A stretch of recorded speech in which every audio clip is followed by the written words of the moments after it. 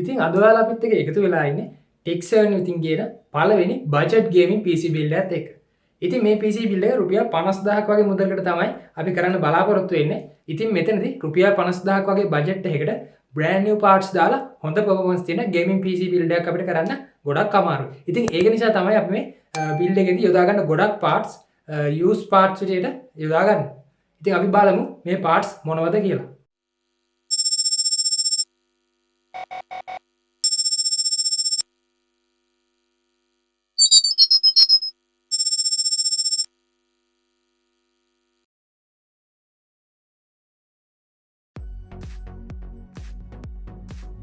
ඉතින් මේ PC build එකේදී අපි processor එක විදිහට යොදාගන්නේ Intel Core i5 4th generation processor එක. මේ processor එකේ core 4ක් වගේම threads 4ක් තියෙනවා. ඊට අමතරව base clock එක විදිහට 3.2 GHz බලා ගන්න පුළුවන්. ඒ වගේම boost clock එක විදිහට 3.6 GHz අපිට බලා ගන්න පුළුවන්. ඒත් එක්කම MB high cache memory එකක් වගේම TDP එකේ watt 84ක් විදිහට තමයි මේ processor එකේ සඳහන් වෙන්නේ. අපි මේකේ motherboard එක විදිහට Gigabyte H81M කියන මොඩල් එකේ motherboard එකක් තමයි පාවිච්චි කරන්නේ.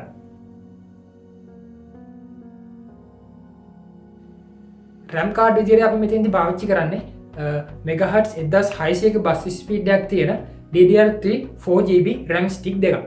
මේ RAM stick දෙක dual channel configuration එකක් විදිහට තමයි පාවිච්චි කරන්නේ. මෙතනදී අපි 8GB තනි RAM එකකට නොගිහින් 4GB RAM දෙකකට යන හේතු කිහිපයක්ම තිබුණා. එක හේතුවක් තමයි තනි 8GB RAM එකක් ගන්න ගානට වඩා අඩු ගානකින් අපිට 4GB RAM දෙකක් ගන්න පුළුවන්. අනිත් හේතුව තමයි 4GB RAM දෙකක් dual channel configuration එකක් විදිහට ගනිද්දී single channel configuration එකට වඩා performance අතින් සාපේක්ෂව වැඩි වීමක් අපිට මේ field එකේදී බලා ගන්න පුළුවන්.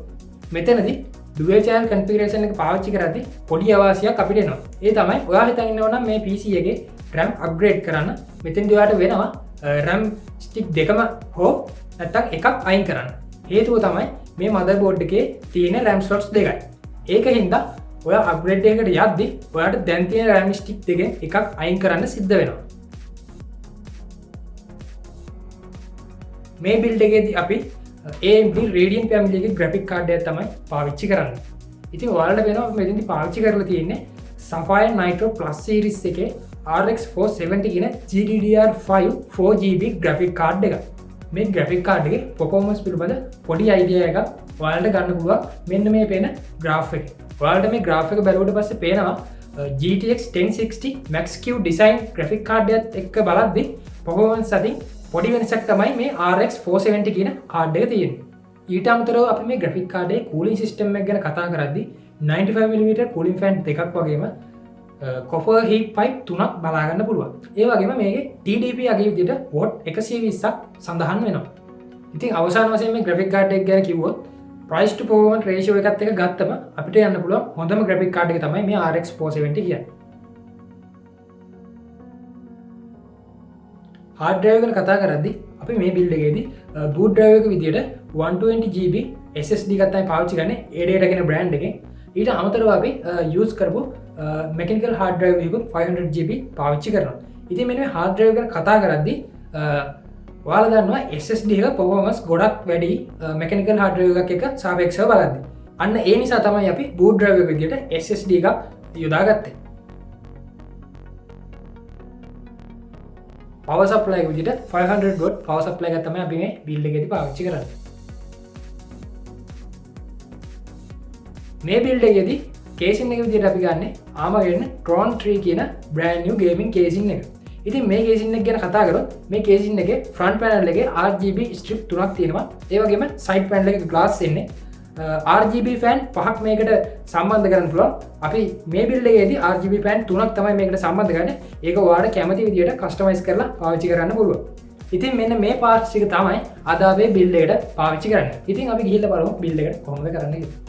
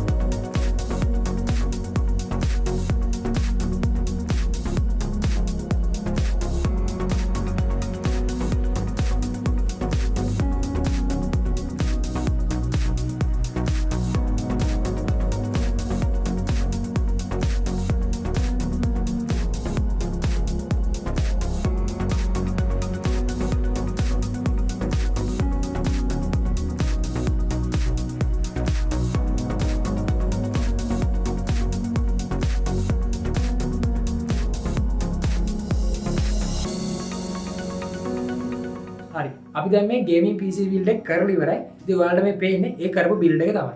ඉතින් දැන් අපි බලමු මේකේ Far Cry 5 game එක රන් කරලා ඒක ඇතුලේ තියෙන benchmark test එකත් එක්ක මේ PC එකේ performance කොයි විදියටද රන් වෙන්නේ කියලා.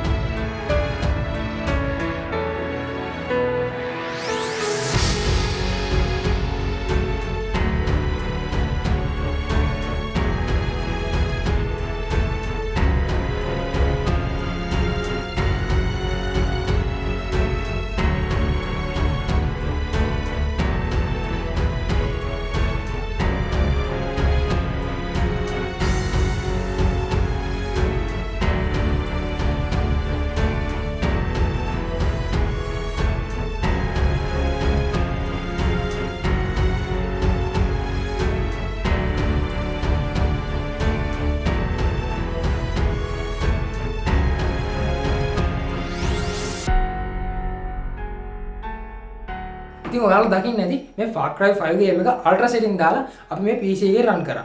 ඉතින් එතනදී average එකක් විදියට මේ FPS එක 60 plus දිගටම වගේ පවත්වාගෙන යන්න පුළුවන් වුණා. ඒ කියන්නේ performance අතින් මේ machine එක හොඳ මට්ටමක තියෙනවා gaming වලදී.